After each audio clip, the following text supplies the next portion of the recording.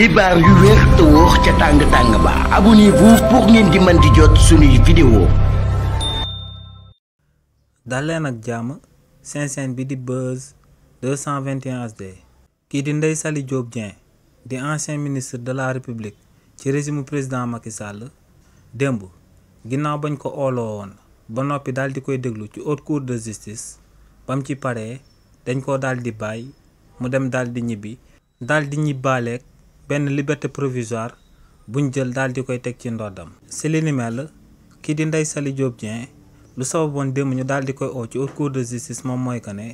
dañ koo daal di jiiñ que ne dafa daal di amal liñ dippee détournement de deniers publics ginnaaw ba fi président Macky Sall nekkee woon ci boppu réew mi te xaalis bi nga xam ne moom la luubaloon ginnaaw bañ ko xaymaa dafa daal di toll ci 51 millions de francs CFA. si li ni mel nag kii di Ndeye Saly Diop Dieng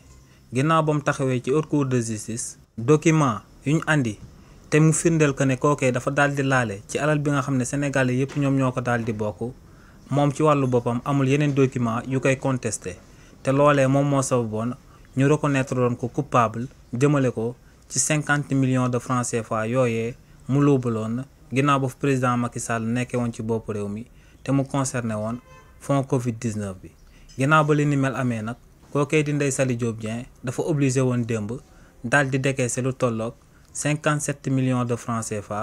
daal di koy jébbale comme caution te loolee moom moo sabab ñu daal di koy bàyyi bañ ko placer sous mandat de dépôt daal di koy may akub liberté provisoire waaye nag daal di jël akub contrôle judiciaire daal di koy teg ci ndoddam donc kookee di Ndeye Saly Dieng ba tey coow loolee moo ngi wëy di nekk ci kawam. xibaar yu wér te wóor ca tàng ba abonnez-vous pour ngeen di mën di jot suñuy vidéo.